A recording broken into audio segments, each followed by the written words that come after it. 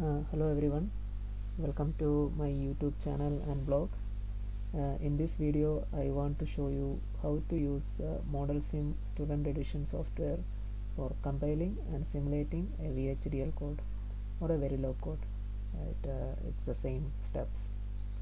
So let me first create a new project in ModelSim. So for your record I am using 10.4a version.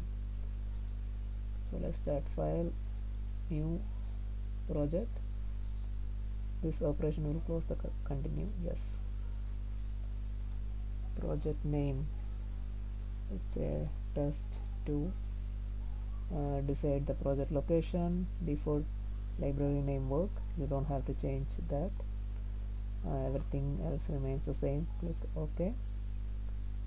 Create a new file. So we don't have any VHDL codes at the moment in our system, so we will just create a new file. The file name depends on the entity name. So for this post I am not going to write a new code from scratch. I will just copy the code from my blog. So there are a few example codes in my blog.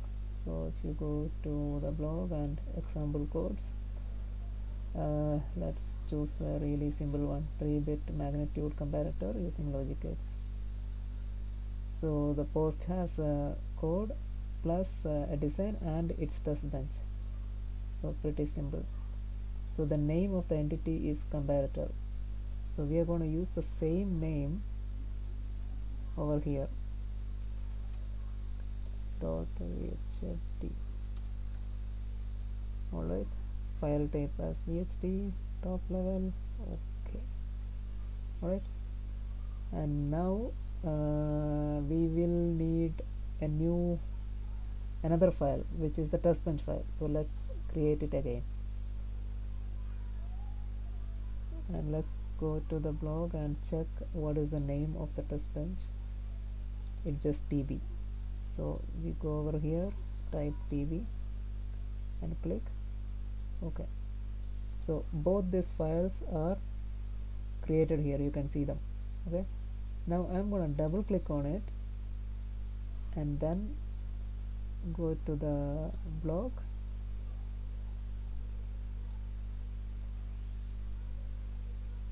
copy this code from here and just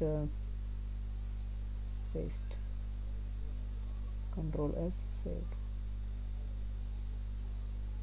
So this editor looks different from the ModelSim default editor. Of course it is, because I am currently experimenting with Notepad++ editor. So some experts suggested that it's a good one, so I'm currently trying that out. So it looks different from the default editor, and it opens outside ModelSim. You don't have to worry about that, it's a simple stuff. So and then now we have a comparator.phd and we need to copy the test bench. So I double click on tb.phd and it opens here. Let's go to the blog again, copy this piece of code, go to ModelSim, go to Notepad++ here, paste, save. So we have the code saved. Now what we would want to do is we want to compile it and see if things are working, things are compiling well. So these 4 buttons are the compile buttons, these 3 buttons. So I normally click on this which says compile all. I click this and it says 2 compiles, 0 failed with no errors. So it seems it's compiling well. You can see a green tick mark under the status tab, which again means it's working well.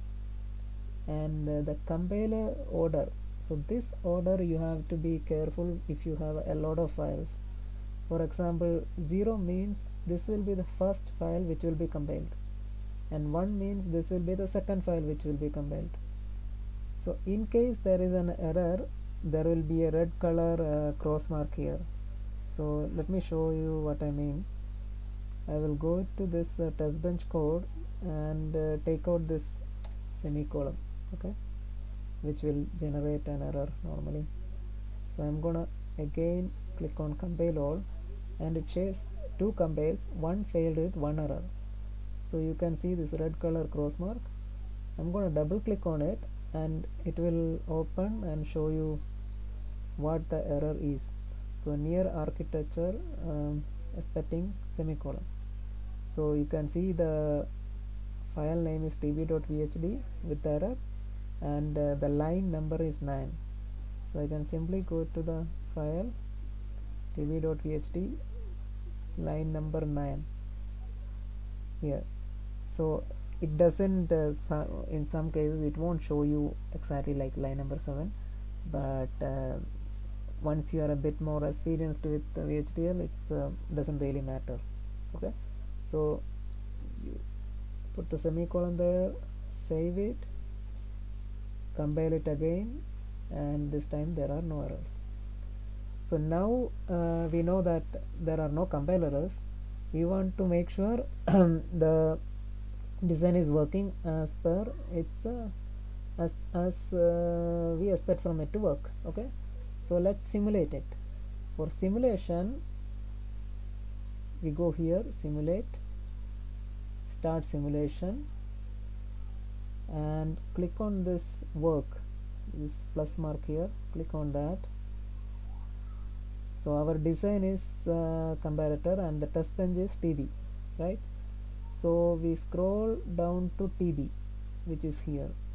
I click on that and then click OK. So you have to select the test bench, not the comparator. So I click on that, OK, and few things open up.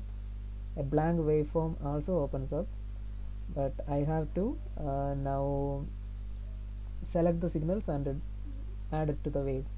So I click on this objects window, Control A, and it selects all the signals, and then I can just drag and drop here. And if I want internal signals, so I can click here under instance UUT, and there are many more signals available, like and for example, if I want this signal to be seen in waveform, I can just drag and drop it here. Okay, now we have this thing. Let's run for 100 nanosecond. So we will press this run button. I ran. Okay, working. I want to run for 100 more nanosecond. I can do this here few more times. If I can change it to 200 and run again. Alright, and you can see how the values are changing, how the results are changing.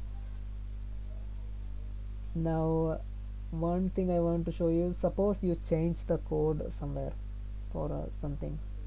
What you can do is you can compile the whole thing again and click on this restart. So it will restart everything related with the previous code. Okay, so it resets the whole thing, and then you can run again. Okay, and yeah, that's about it. You can just experiment with a few things. For example, you can click here, you can change the radix of all these options. Right now it's in hex. I can change it to decimal. I can change it to binary with 32 bits.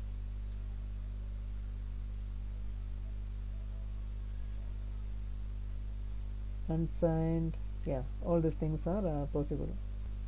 So I hope this video is helpful for you to run your first program using ModelSim.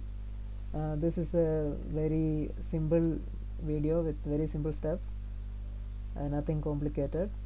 If you have any more doubts and you want to know a few more things, you could write down in the comments, and I will try to post another video.